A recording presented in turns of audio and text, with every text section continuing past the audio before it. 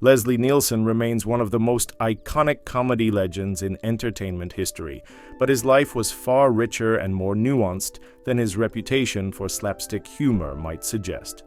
Born on February 11, 1926, in Regina, Saskatchewan, Canada, Nielsen grew up in an isolated environment in Tulita, formerly Fort Norman, Northwest Territories, with his two brothers, his mother, and his father, a Royal Canadian Mounted Police officer.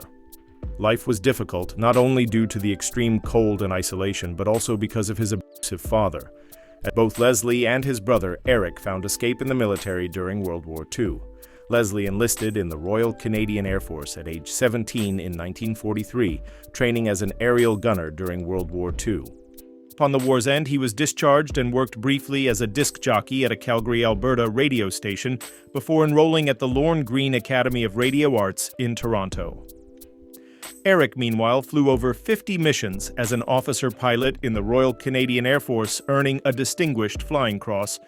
Eric later transitioned to politics, serving as Canada's Deputy Prime Minister from 1984 to 1986. Leslie's path, however, led to Hollywood, inspired in part by his famous half-uncle Danish-American actor Gene Hersholt, who was celebrated for his roles in Greed and Heidi.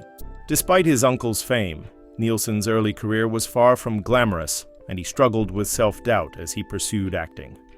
A childhood illness left Nielsen legally deaf, requiring him to wear hearing aids for most of his life. In interviews, he spoke about the challenges of being an actor who couldn't always hear his cues, but credited his hearing aids for allowing him to continue his craft. His physical comedy, however, transcended language and sound, making him an inspiration to others in the deaf community who found his performances universally accessible. Nielsen's career took a comedic turn in the 1980s, cementing his place in pop culture with roles in Airplane and the Naked Gun series.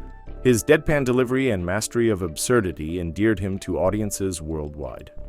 In 1993, he co-wrote The Naked Truth, a fictional autobiography filled with outlandish, fabricated anecdotes, which he promoted with a straight face, further blurring the lines between his real life and comedic persona. The book was later adapted into a Grammy-nominated comedy album and a 2009 mockumentary. Off-screen, he married 4 times, finding lasting happiness with his 4th wife, Barbary Earl, who acted alongside him in several projects. Nielsen's humor extended to his personal life, with his infamous fart machine being a constant companion.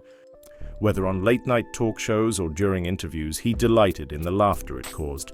Nielsen's other passion was golf, which he celebrated with a trilogy of spoof instructional videos and a comedy book, The Stupid Little Golf Book.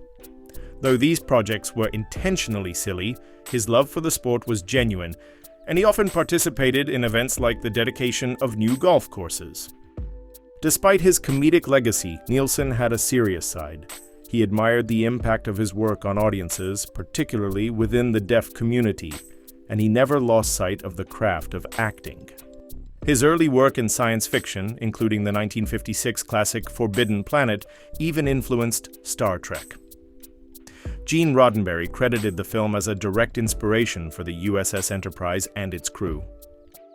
In November 2010, Nielsen was hospitalized with pneumonia in Fort Lauderdale, Florida. Tragically, he passed away on November 28th at age 84, surrounded by loved ones. He was laid to rest at Evergreen Cemetery in Fort Lauderdale. As a final joke, his epitaph read, "Let her rip." His funeral was held on December 7, 2010, with the Naked Gun theme playing.